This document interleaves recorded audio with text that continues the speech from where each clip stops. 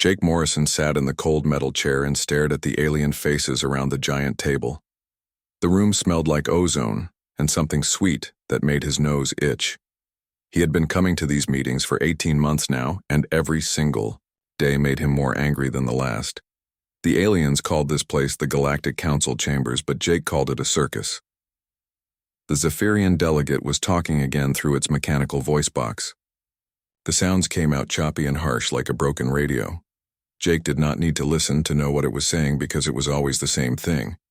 Humans were bad, and humans needed to be punished, and humans should give up everything they had worked for.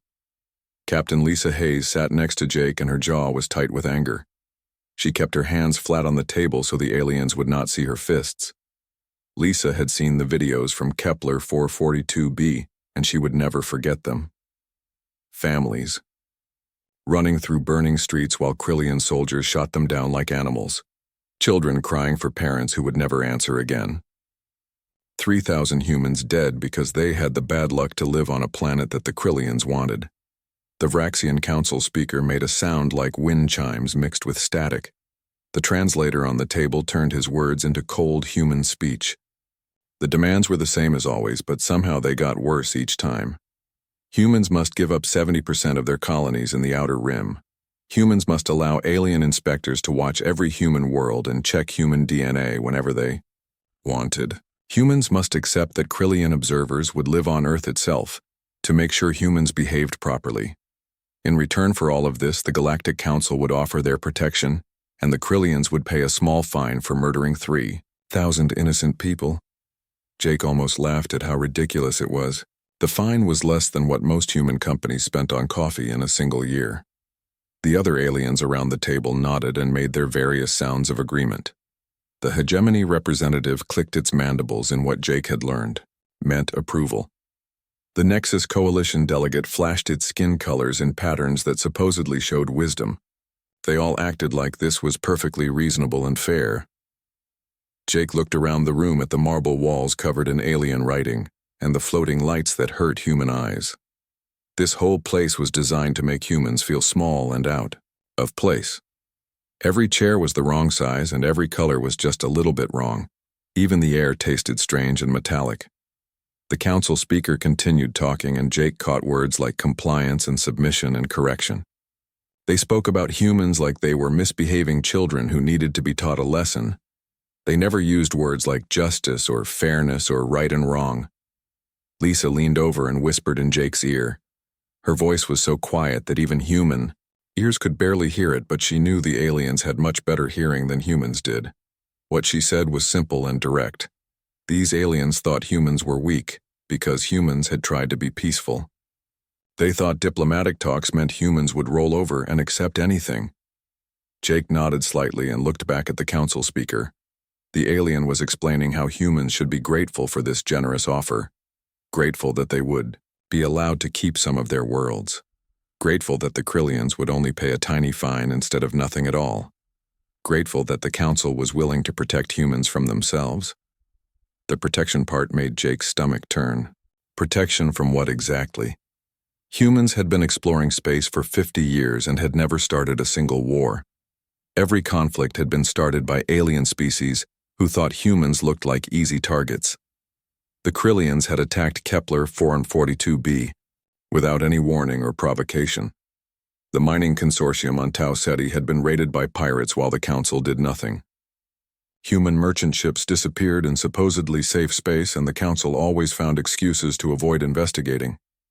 But now the council wanted to protect humans from the very same threats they had ignored for decades. The protection would cost humans most of their freedom and all of their dignity, but the council assured them it was for their own good.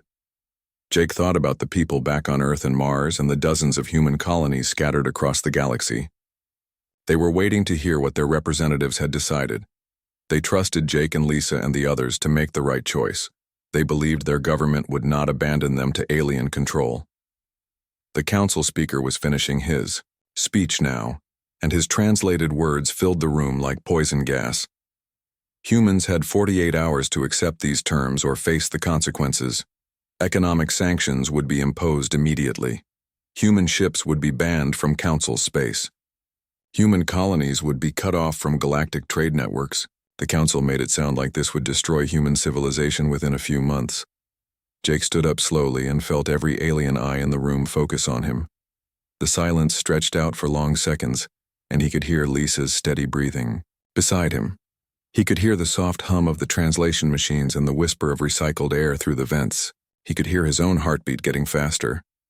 When Jake finally spoke, his voice was calm and level, but every human in the room recognized the steel underneath the words. He had made his decision, and nothing would change his mind now. The United Earth Federation was formally withdrawing from these negotiations. Humans would not be bullied into submission by creatures who mistook patience for weakness. The room exploded into alien sounds of shock and anger. Mandibles clicked frantically, and skin colors flashed in rapid patterns. The Zephyrian delegate's voice box screeched static. The council speaker's wind chime voice rose to an almost painful pitch. Jake ignored all of it and walked toward the door with Lisa and the rest of the human delegation following behind him. None of them looked back or said another word. They had spent 18 months trying to find a peaceful solution, and the aliens had shown them that peace was impossible. As the humans reached the exit, the council speaker made his final mistake. His translated words followed them into the hallway and would be repeated on every human world within hours. Humans would crawl back within the cycle and accept even harsher terms because they had no choice. The galaxy belonged to the council, and humans would learn their place or be destroyed. Jake smiled grimly as the door closed behind them. The aliens had no idea what they had just done. They thought they knew humans, but they had only seen the diplomatic side. They were about to learn that humans had other sides too, and some of those sides were much less pleasant to deal with. President Daniel Carter stood on the observation deck of Armstrong Station and looked down at Mars through the thick glass. The red planet spun slowly below him with its domed cities glowing like jewels in the darkness. In 3 hours, he would give the most important speech in human history, and he was not nervous about it at all. He was angry. The communication from Jake Morrison had arrived 6 hours ago, and Daniel had read it 3 times before calling an emergency meeting of the Defense Council. The Galactic Council thought humans would crawl back and beg for mercy. They thought economic sanctions would bring humanity to its knees within months. They had no idea what they were dealing with. Admiral Patricia Wells walked into the observation deck carrying a sealed folder marked with red security tags. She was a small woman with gray hair, but her eyes were hard as steel. Patricia had been planning for this day since the first alien ship had appeared in human space 12 years ago. She had hoped it would never come, but she had been ready anyway. Daniel turned away from the window and looked at Patricia. She opened the folder and spread the contents across the metal table. Star charts covered in red marks and numbers. Ship designs that officially did not exist. Production schedules for weapons that were supposedly still in development. Patricia had been very busy for the past 12 years. Protocol 7 was the code name for humanity's real military preparations. While diplomats had smiled and shaken alien hands, the military had been building a very different kind of future. Hidden shipyards and asteroid belts where no alien sensors could detect them. Research stations disguised as mining operations. Weapons. Testing in empty star systems that did not appear on any galactic charts. Patricia spread out the ship deployment schedules, and Daniel felt his anger turn into something colder and more focused. Humanity had been building a war fleet while pretending to be peaceful farmers and traders. The aliens thought they knew human capabilities based on what humans had chosen to show them during diplomatic contact. They were about to learn how wrong they had been. Dr. Richard Hoffman was already waiting in the broadcast studio when Daniel arrived. Richard looked nervous but excited like a child about to show off his favorite toy. He had been working on classified projects for 8 years, and nobody except a few dozen humans knew what he had accomplished. The aliens certainly had no idea. The quantum entanglement communication system was Richard's proudest achievement. While aliens sent messages through space that took weeks or months to travel between stars, humans could now communicate instantly across any distance. Every human colony would hear Daniel's speech at exactly the same time, no matter how far away they were. But the communication system was just the beginning. Richard had also perfected antimatter torpedo designs that could crack a planet's crust, spatial compression drives that could move ships across the galaxy in days instead of months, energy shields that could stop anything the aliens currently had. The Council had made their military assessments based on human technology from a decade ago. Daniel looked into the camera and thought about the 3,000 dead humans on Kepler 442b. He thought about alien bureaucrats demanding that humans submit to genetic monitoring and military occupation. He thought about the Council speaker's final insult about humans crawling back to beg for mercy. When the red recording light came on, Daniel's voice was calm, but every human who heard it understood the message. The United Earth Federation would stand alone if necessary. Humans would not submit to alien control or accept alien protection. The galaxy was about to learn that there was a difference between choosing peace and being incapable of war. Daniel did not threaten anyone or promise destruction. He simply stated that humanity would defend itself by any means necessary. Captain Bobby Turner was watching the broadcast from the bridge of UES Vengeance when the activation codes came through. Around him, 30 other ship captains received the same orders at the same time. Operation Reveal was beginning and the galaxy would never be the same. Bobby had been waiting for this moment for 5 years. His ship and 29 others like it had been built in secret facilities throughout human space. Each Dreadnought-class vessel carried enough firepower to destroy a planet and had crews trained specifically for long-range combat operations. The aliens thought humans had a small defensive fleet suitable for protecting their home systems. They were about to discover 30 ships that could project human power anywhere in the galaxy. The hidden shipyards came alive as construction arrays that had been working in secret for years suddenly revealed themselves. Thousands of workers who had been building civilian mining equipment officially were actually producing military hardware that surpassed anything in alien arsenals. The Council had underestimated human industrial capacity by orders of magnitude. Within hours of Daniel's broadcast, human ships were moving toward positions throughout the sector. They did not attack anything or threaten anyone directly. They simply appeared in places where aliens had never seen human vessels before. Trade routes that connected major alien worlds suddenly had human ships monitoring all traffic. Admiral Wells coordinated the deployment from her command center deep inside Ceres Station.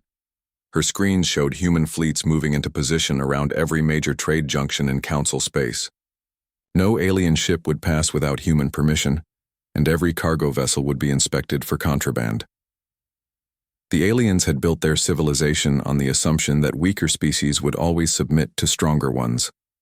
They controlled the galaxy through economic pressure and military threats. But their system depended on being able to move goods and people freely between star systems. Humans were about to show them what happened when that freedom disappeared. Captain Amy Foster led the first inspection team that boarded an alien freighter carrying rare metals from the Outer Rim. The hegemony crew chittered nervously as humans examined their cargo manifests and questioned their destination. Amy was polite but firm when she explained that this shipment was being confiscated as payment for damages caused by Council policies.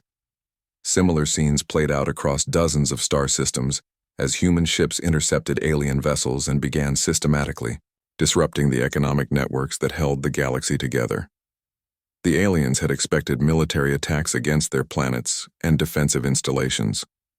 Instead, humans were strangling the Council's economy without firing a single shot. The message was clear, even though no human said it directly. The Council had made the galaxy dependent on their trade networks, and now humans controlled those networks. Every alien world would feel the effects within weeks as supply lines collapsed and critical resources became unavailable. Daniel Carter's final words in his broadcast had been simple and direct.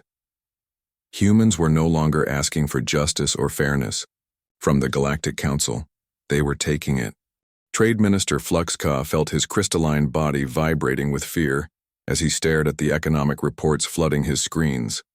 3 weeks had passed since the humans walked away from the peace talks, and the galaxy was falling apart. The hegemony's crystal-based economy depended on rare earth minerals from 47 mining operations in the Outer Rim, but human blockades had cut off 60% of those supply routes. Fluxca's assistant brought him another report that made his internal light flicker with panic. Human ships had appeared at the Kepler Mining Consortium and politely informed the Zephyrian workers that their operation was being shut down for safety violations. When the Zephyrians protested, the humans had simply waited until the alien workers left voluntarily, rather than face inspection of their dubious labor practices. The emergency session of the Galactic Council was chaos like nothing Fluxca had ever witnessed. Representatives from dozens of species filled the chamber with clicking and screeching and flashing lights, as each delegate tried to report worse news than the last. The humans were not attacking anyone directly, but they were systematically destroying everything that made galactic civilization possible. Council Speaker Thaiska tried to maintain order, but his wind chime voice was lost in the noise. The Zephyrians wanted immediate military action against human forces, but their war fleets were designed for quick planetary strikes against defenseless targets. Nobody had planned for fighting an enemy that could appear anywhere in the galaxy without warning and disappear just as quickly. Intelligence Chief Vorthna presented his analysis with trembling tentacles. Human ship movements made no sense according to established military doctrine. They seemed to have perfect information about Council fleet positions and supply schedules. Even worse, they possessed technology that allowed them to travel between star systems in ways that violated every known law of physics. The intelligence. Reports kept getting worse as Vorthna continued reading. Communication relays throughout the sector were going dark one by one, as human teams disabled them with surgical precision. The humans left the physical equipment intact, but somehow removed the quantum cores that made faster than light communication possible. Without those relays, the Council could not coordinate responses across their vast territory. Mining operations that had functioned for centuries were being evacuated at gunpoint by human soldiers who appeared without warning and vanished before Council forces could respond. The humans never stole anything or destroyed equipment, but they made it impossible for alien workers to return. Each abandoned facility came with the same message painted on its main building in multiple alien languages. Trade Representative Zex Mo, from the Nexus Coalition, delivered the most frightening report of all. Human ships were not just blockading major trade routes, but were somehow intercepting communications between alien worlds. Private military contractors hired by various species had stopped accepting contracts that involved human targets. Even the infamous Void Runners mercenary group had issued a statement that they would not operate in human space under any circumstances. Council Speaker Thiska finally managed to restore some order to the session, but the news he shared made the panic worse instead of better. 3 major hegemony worlds had formally requested permission to negotiate separate peace agreements with humanity. The Nexus Coalition was considering similar action. Even some Zephyrian colonies were questioning whether continued conflict with humans was worth the economic devastation. The military analysis that followed painted an impossible picture. Human fleet movements suggested they possessed at least 300 major vessels, but Council intelligence had estimated human military capacity at fewer than 50 ships total. The humans were either hiding massive shipbuilding facilities that no alien sensors could detect, or they had developed construction techniques that allowed rapid vessel production in places no one thought to look. General Amy Foster proved just how wrong the Council's intelligence was when her strike team infiltrated Sanctuary Station and destroyed the primary intelligence hub.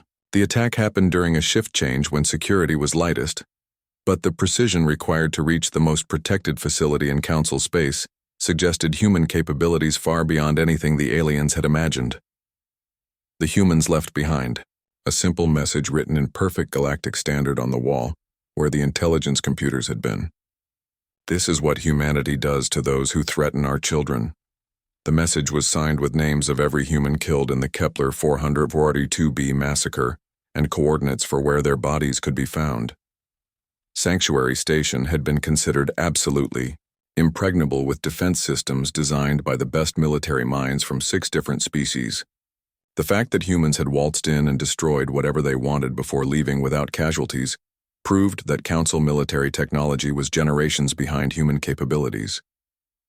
The analysis of the Sanctuary Station raid revealed details that made every Council leader question everything they thought they knew about humans. The strike team had somehow bypassed quantum encryption locks that should have been theoretically impossible to break.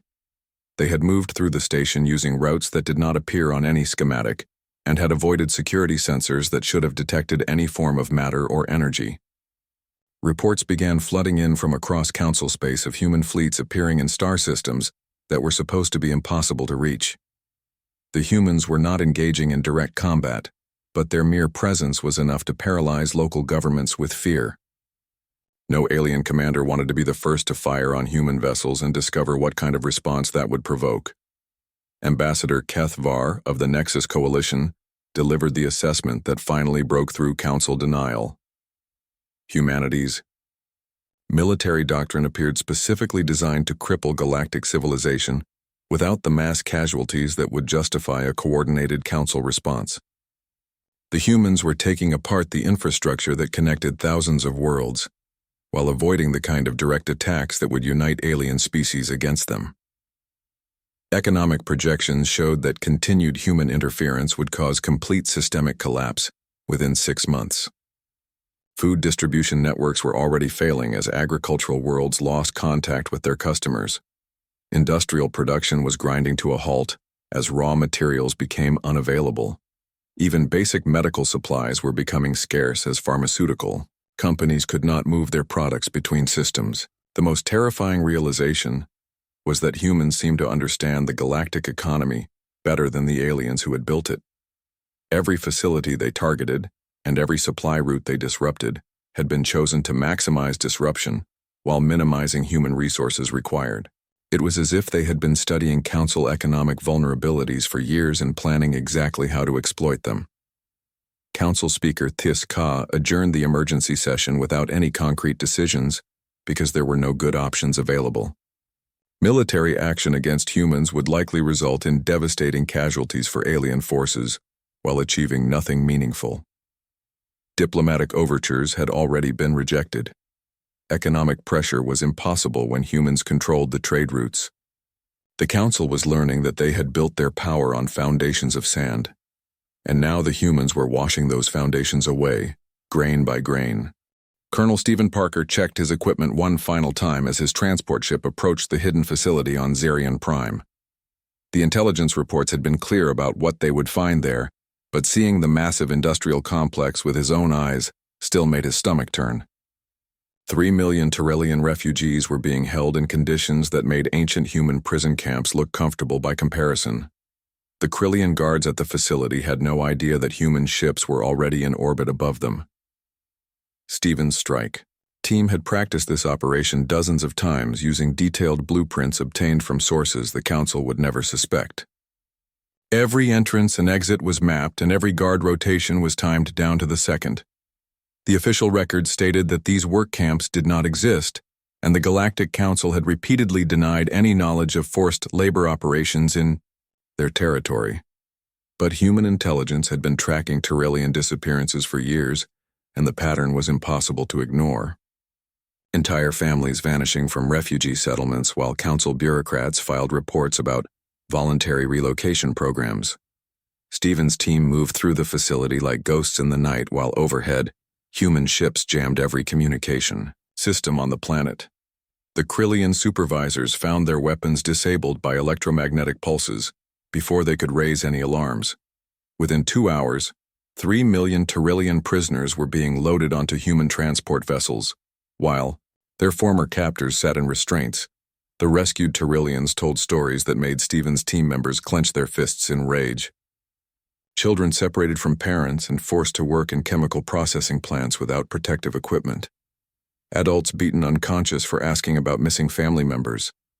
Medical experiments conducted without consent to test the effects of industrial toxins on different alien physiologies. But the most damaging testimony came from Tyrellian engineers who had been forced to design mining equipment for the Krillian military. They possessed detailed knowledge of how the Council's economy really functioned and which species held real power behind the scenes. The Tyrellians had been keeping careful records of everything they witnessed while planning their own escape. Attempts. Commander Helen Carter led the team that found the evidence cache hidden in the facility's administrative center. Thousands of data crystals containing communications between council leaders and detailed records of atrocities committed across dozens of worlds. The files showed that forced labor camps like this one operated throughout council space with full knowledge and approval from the highest levels of government. The breakthrough discovery was a series of encrypted messages between Council Speaker Thais Ka and Krillian Military Command discussing the Kepler 442b operation. The massacre had not been a spontaneous act of aggression, but a carefully planned demonstration intended to show other young species what happened when they defied Council authority. Every detail had been approved in advance, including the targeting of civilian areas to maximize psychological impact. Dr. George Mitchell analyzed the recovered data files and found evidence of systematic oppression that went back centuries.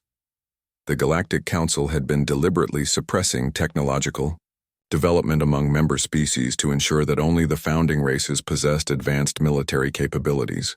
Any species that showed signs of rapid advancement faced mysterious accidents that destroyed their research facilities and killed their brightest scientists. The pattern was clear once humans knew what to look for, and George's research teams worked around the clock to compile the evidence. Species after species had been held back through sabotage and manipulation, while the Council maintained the fiction that technological progress was naturally slow and difficult. Humanity's rapid advancement was not remarkable but normal for a species that was not being artificially constrained. Captain Ryan Hughes broadcast the revelations from the bridge of UES Retribution as it hung in orbit above the Council's capital world. Every major communication network in the galaxy carried his transmission simultaneously as human infiltration teams activated hidden broadcasting equipment on hundreds of worlds. The Council could not stop the signal or jam the transmission because humans had gained control of the very systems the aliens used to maintain their authority. The evidence was overwhelming and impossible to deny. Video recordings of council meetings where leaders discussed which species to target next. Financial records showing how resources from forced labor operations were distributed among the founding races. Technical specifications for weapons used to destroy alien research facilities.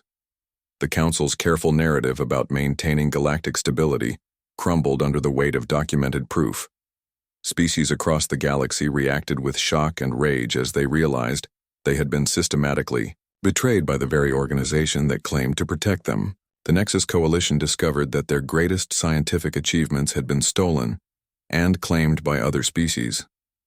The hegemony learned that their economic dependence on rare minerals was artificially created through sabotage of their own mining technology.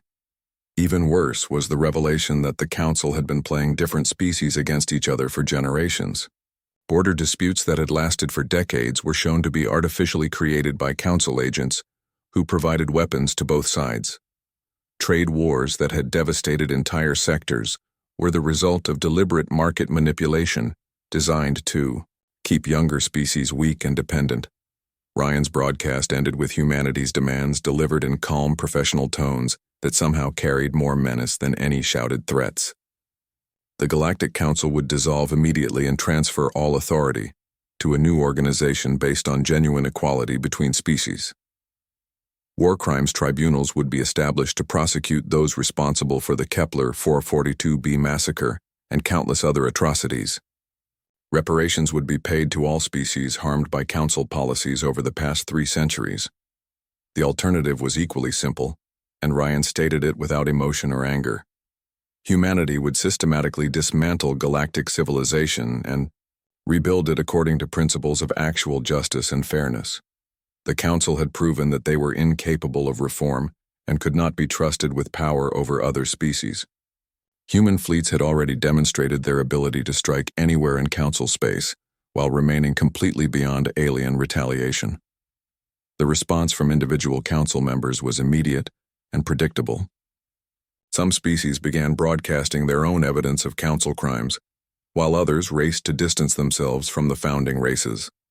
Military commanders throughout the galaxy found themselves facing mutinies as their own troops refused to defend leaders who had betrayed everything they claimed to represent.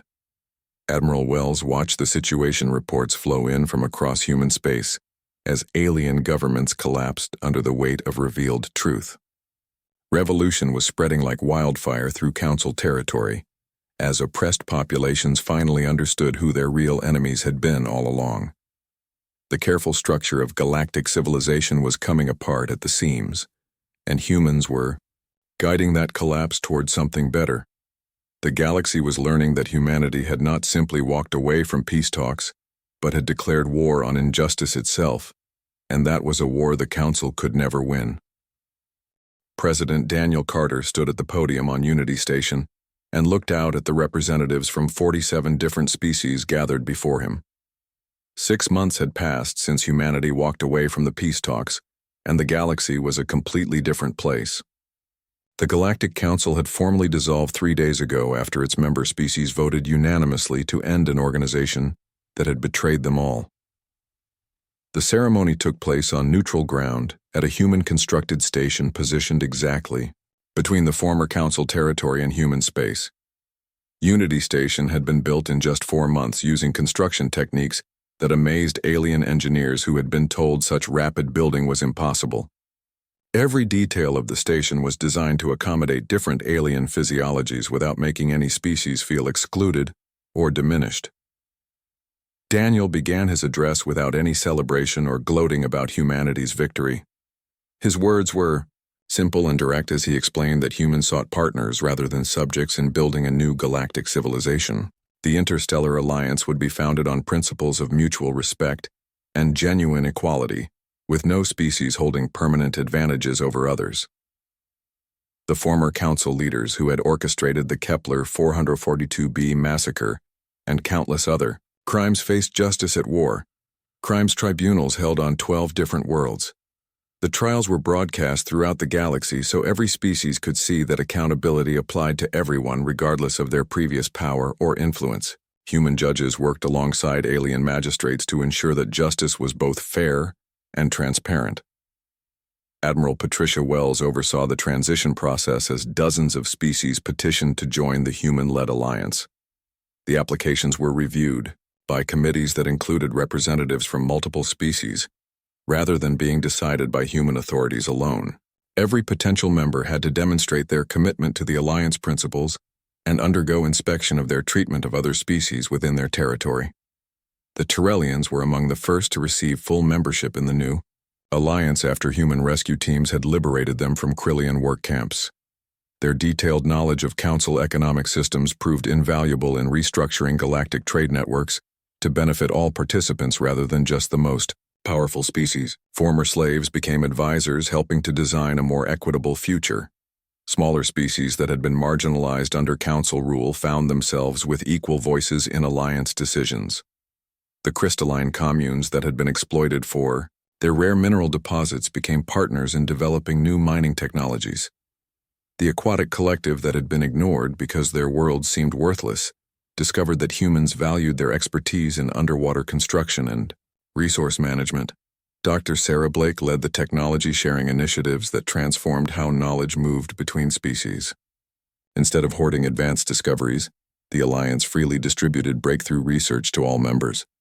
Scientific progress accelerated dramatically when brilliant minds from dozens of species could collaborate without artificial barriers or competitive restrictions imposed by their governments. The galactic economy underwent complete reconstruction as artificial scarcity disappeared and real cooperation replaced exploitation. Trade routes that had been controlled by powerful cartels became open highways managed by alliance authorities.